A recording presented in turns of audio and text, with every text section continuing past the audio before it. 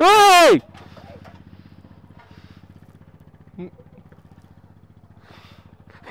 বাবা ওই রাস্তাটা দিয়ে ওঠাতে হবে গাড়ি, ট্রিপার্সে যেটা দিয়ে নামলাম। ধর ওর গাড়িটা ধর, এক হাতে তুই সামনে নিবি 200 কেজি এরকম টার্নিংই করতো।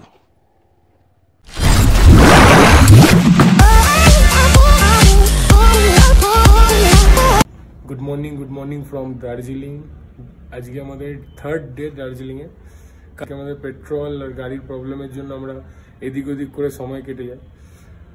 আর প্রত্যেকদিন সকালে এরকম ব্যালকনিতে এসে এরকম একটা ভিউ,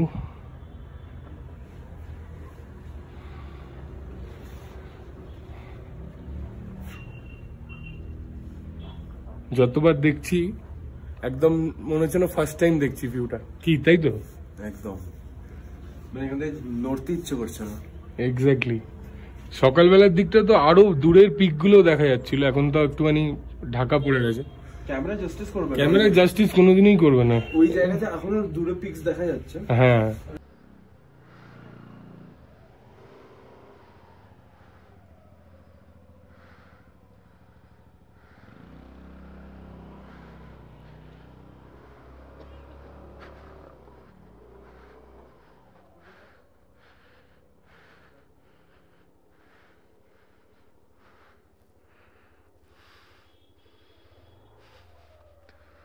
চলো, থ্যাংক ইউ। হ্যাঁ বাই। হ্যাঁ হ্যাঁ চ। কি হলো? এই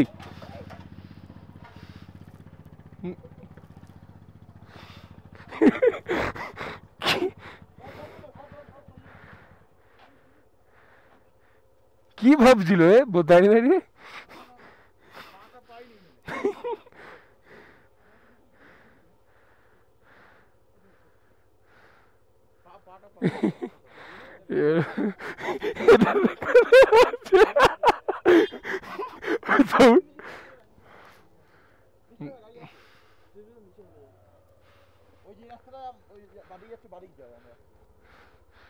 চলো, এই হচ্ছে আমাদের ডেলি স্ট্রাগল। কালকে সৌরভের সাথে হয়েছে, আজকে অনিন্দের সাথে, এরকমই চলছে ডেলি।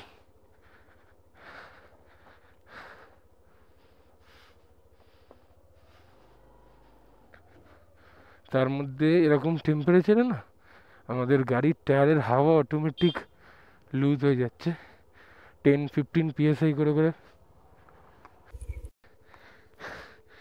পিছনের এই ডাউন হিলগুলো দিয়ে নামতে নামতে সেই আমাদের হোমস্টে থেকে কন্টিনিউয়াস ডাউন হিলগুলোতে নামলাম 0.9 মিটার, মানে অলমোস্ট 1 কিলোমিটার। এই জায়গাটা এসে একটুখানি প্লেন্স পেয়েছি। হাতের রিস্ট ফোরাম পুরো পেন করছে কন্টিনিউ ব্রেক ধরে রাখতে, মানে উইদাউট অ্যাক্সেলারেটার গাড়ি 25-30-এ নামছে।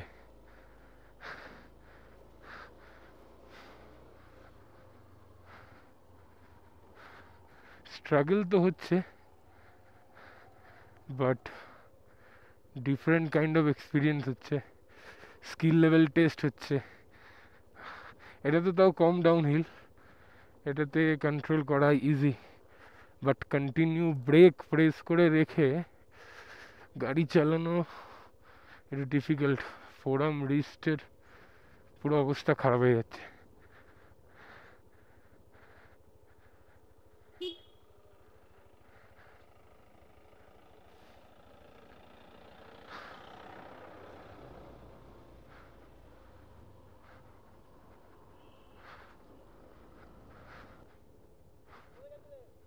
হ্যাঁ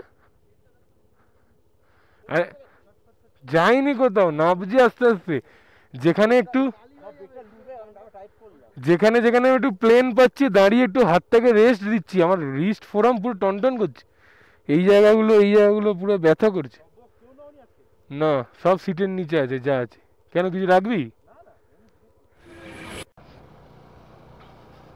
এখন আমরা এই লেবংকাট রোড ধরে 8.4 কিলোমিটারে যাবো রয়্যাল এনফিল্ড সার্ভিস সেন্টারে। আজকে যেমন সকালবেলা অনিন্দ পড়লো এরকম সেম ওরকমই কেস হয়েছে, একটু ব্রেক লিভারটা ভেঙে গেছে, তো ওইটা দেখি রয়্যাল এনফিল্ড সার্ভিস সেন্টারে গিয়ে চেঞ্জ করতে হবে। তো আমরা আগে যাব এখন রয়্যাল এনফিল্ড সার্ভিস সেন্টার, গাড়িটা ওখানে দিয়ে চলো। এই রাস্তাটা তাও ভালো, মেন রোড এখানকার। সামনে কাঞ্চনজঙ্ঘার ভিউ নেক্সট লেভেলের। চাকায় হাওয়াও ভরাতে হবে, কেন এরকম কোল্ড টেম্পারেচারে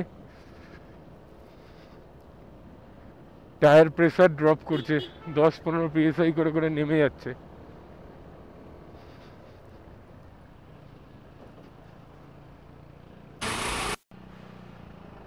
রাতের বেলা আমরা এই রাস্তাতেই আসি ডিনার করতে ডেলি, বাট দিনের বেলা রাস্তাটাকে চেনাই যাচ্ছে না, কমপ্লিটলি ডিফারেন্ট লাগছে। লোকজন বেশি, সব দোকানই খোলা, রাতের বেলা খুব কম দোকান খোলা থাকে। ফাইনালি মনে হয় পার্টস পাওয়া গেছে।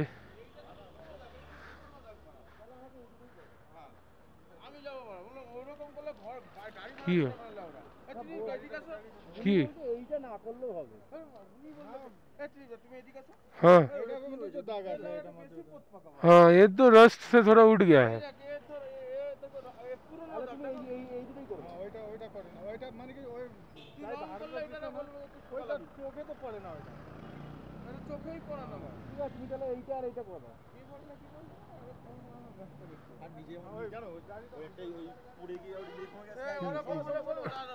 এটা চেঞ্জ করব, এখানে স্ক্র্যাচ পড়েছে। এটা ছিল না, এখানে ছিল না, এই তো কালকে স্ক্র্যাচ পড়েছে নতুন। বারবার আমি ভিডিও দেখা যাবো কতটা কালকে স্ক্র্যাচ পড়া, আমি ভিডিও কল দেখতে আমি দেখাচ্ছি কালকে স্ক্র্যাচ। চলো এখান থেকে আজকের মতন আমাদের কাজ শেষ। এবার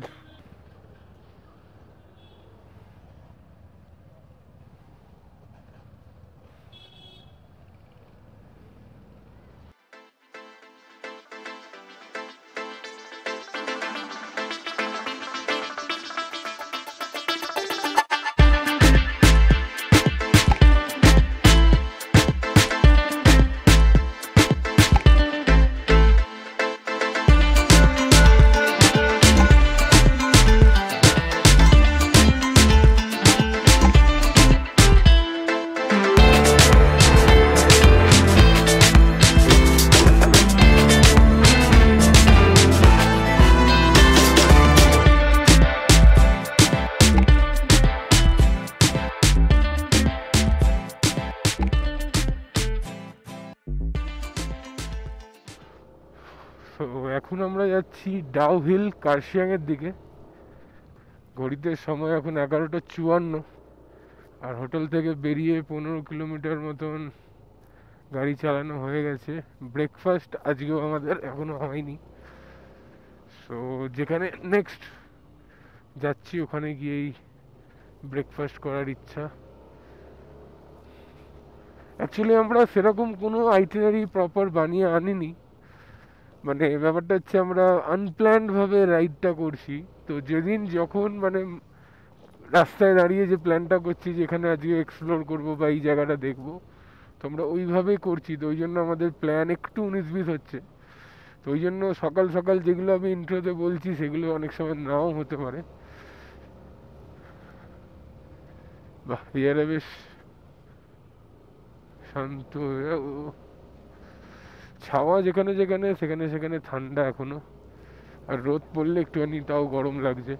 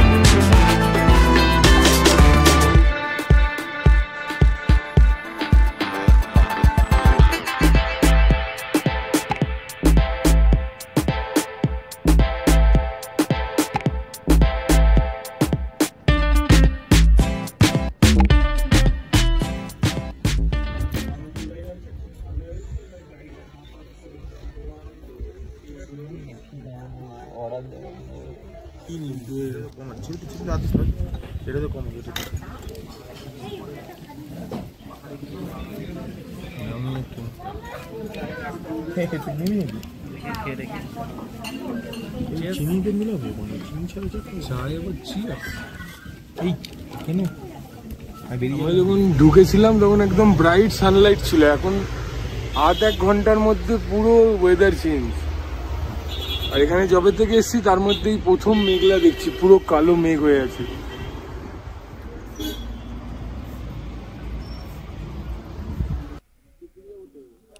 ঘড়িতে এখন সময় হচ্ছে 3:20। এখান থেকে আমরা আজকে লাঞ্চ সেরে নিয়েছি, এবার এগোবো আমাদের ডেস্টিনেশনে।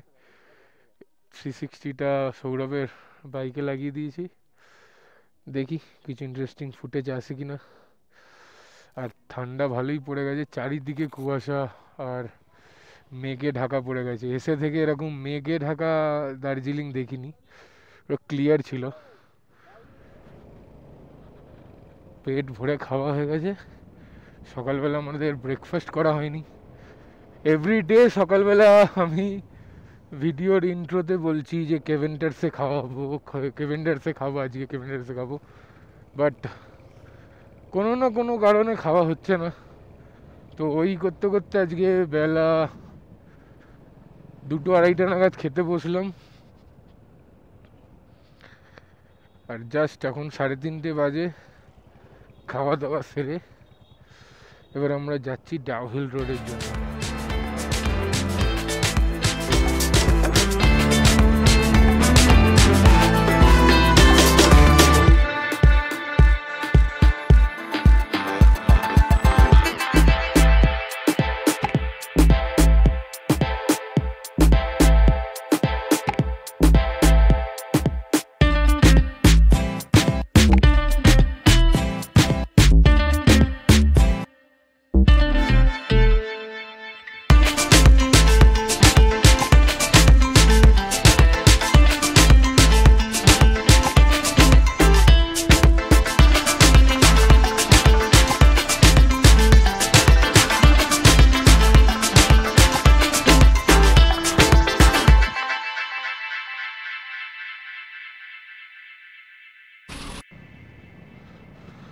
এখানকার লোকাল লোকেরাও এত কনফিউজ, মানে রাস্তাঘাটগুলোর জন্য লোকাল লোকেরাও ঠিক করে আমাদের লোকেশন বলতে পারে না, মানে তারা এতটাই কনফিউজ।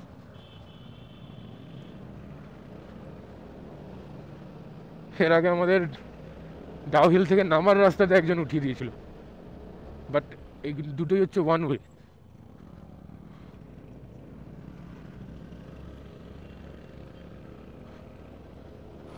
চলো, আর 200 মিটারের মধ্যে আমাদের ডাউহিলে আমরা এসে পৌঁছে গেছি।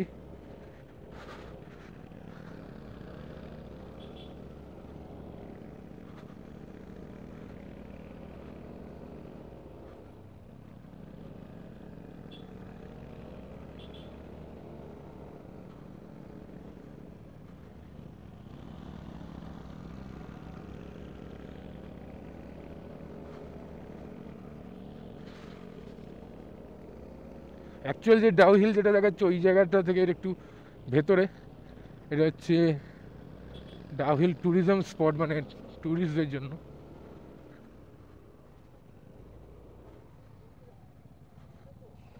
ডাউহিল স্কুল, এটা ডাউহিলের এই জায়গাটা রিজার্ভ ফরেস্টের আন্ডারে পড়ে বলে আমাদের এখানে কোনো ক্যামেরা এলাও নেই, বাট মোবাইল ক্যামেরা দিয়ে শ্যুট করা যাবে।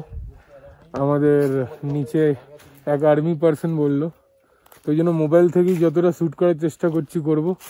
ক্যামেরা দেখতে পাচ্ছ ঢাকা আছে, 360 ক্যামেরা সবই ঢাকা।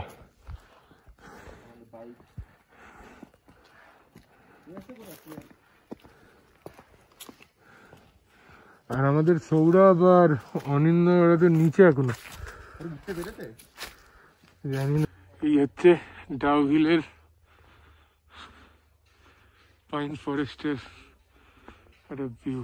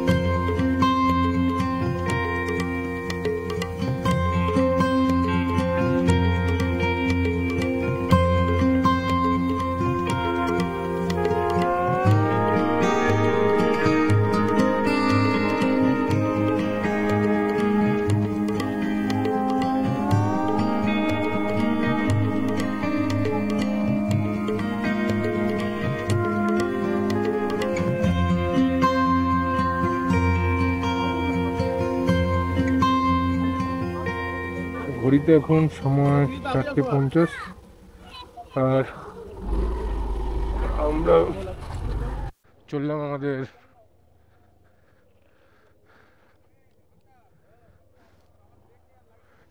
এবার আমাদের হোটেলের উদ্দেশ্যে। ম্যাপ এখানে কিছু মারা যাচ্ছে না, নেটওয়ার্ক নেই একদম, ফোনে ব্যাটারিও বেশি নেই। আজকে হোটেলে গিয়ে কাজ হচ্ছে তাড়াতাড়ি ডিনার করে ব্যাগ গুছিয়ে নেওয়া, কেন কাল সকালবেলা আমরা দার্জিলিং ছেড়ে নিচে নামবো, শিলিগুড়ির উদ্দেশ্যে বেরিয়ে যাব। শিলিগুড়িতে একটা রাত থেকে তারপরের দিন আমরা আবার কলকাতার উদ্দেশ্যে রওনা দেবো, আমাদের বাড়ির উদ্দেশ্যে। আর তার সাথেই আমাদের এবারের কলকাতা টু দার্জিলিং রাইডের সমাপ্তি ঘটবে। আর আমরা এখন সেই ডাউহিলের পাইন ফরেস্টের ভেতর দিয়ে গাড়ি চালিয়ে কার্শিয়াং বাজারের দিকে যাচ্ছি। এখানে মোবাইল নেটওয়ার্ক তো নেই, তাই ম্যাপ তো সেরকম দেখা যাচ্ছে না ম্যাপে কিছু। ফগ লাইট জ্বালিয়ে নিয়েছি কারণ একটু পরই অন্ধকার হয়ে যাবে। গিয়ে গাড়িটাকে সার্ভিসিং করাতে হবে, গাড়িটা যেভাবে সাথ দিয়েছে। প্রথম দিন অ্যাকচুয়ালি বললে ভুল হবে, সেকেন্ড ডে আমার গাড়ির রেয়ার টায়ারটা পাঞ্চার হয়ে গেছিলো, বাট ওটা আমি নিজেই রিপেয়ার করে নিয়েছিলাম। তারপর দিয়ে গাড়ি কোথাও কোনো অসুবিধা দেয়নি। চলো, এই করে করেই আমাদের অর্ধেক দার্জিলিং রাইডটা কাটলো, রাস্তা ভুল করে করে। গুগল ম্যাপ তো এখানে একদমই ঠিকঠাক কাজ করে না। চলো নিচের দিকে যাই, তারপর দেখা যাবে।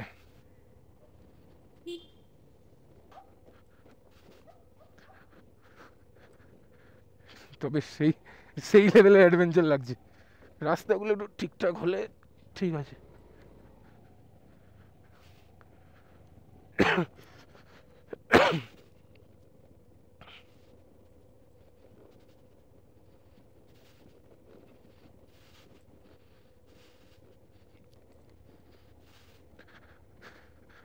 অনেকে বলে স্কুটার নাকি পাহাড়ে বা এসব অফরোডের রাস্তায় চালানো যায় না। এই ভিডিওর এই পার্টটা তাদের জন্যই রাখলাম। অ্যাকচুয়ালি ম্যাটার করে কে চালাচ্ছে গাড়িটা। যদি কেউ চালানোর মতন লোক থাকে, সে স্কুটারকেও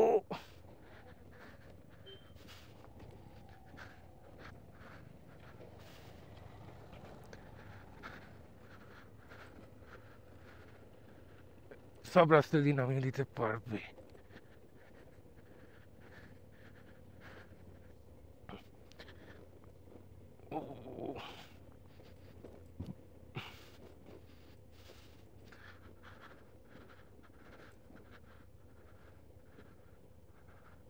চলো চলো, মেন রাস্তায় এসে গেছি।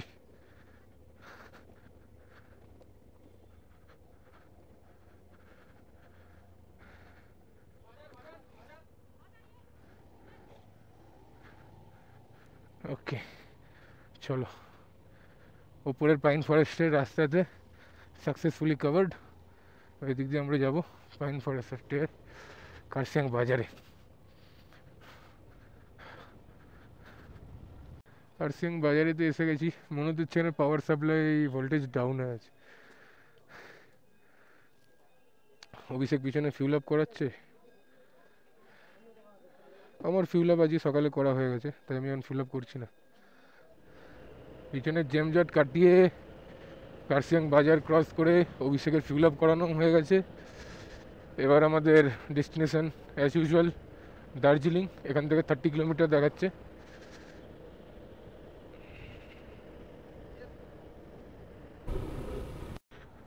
পাহাড়ের রাস্তা শেষই হতে যায় না। সেই কখন দেখেছিলাম দার্জিলিং 30 কিলোমিটার বাকি, এতক্ষণ ধরে গাড়ি চালিয়ে এখন দেখতে পাচ্ছি দার্জিলিং এখনও 23 কিলোমিটার বাকি। মানে আমরা সবে 7 কিলোমিটার গাড়ি চালিয়েছি, 7।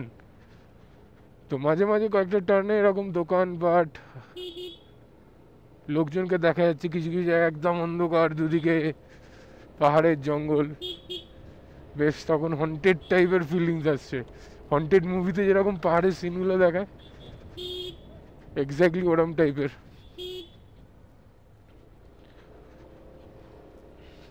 এই জায়গায় যেমন লোকজন আছে, হোমস্টেজ আছে। আমার আর অভিষেকের গাড়িতে ফগ লাইট আছে বলে আমি আগে আছি, আমার পরে অনিন্দ, তারপর অভিষেক মনে হয়, তারপর সৌরভ আছে। কেননা সৌরভ আর অনিন্দ রেন্টেড বাইক নিয়েছে, ওতে তো ফগ লাইট থাকবে না অবভিয়াসলি। ঠান্ডা এবার আস্তে আস্তে লাগছে যত দার্জিলিংয়ের দিকে এগাচ্ছি। দার্জিলিং আমাদের এখান থেকে আরও 19 কিলোমিটার বাকি।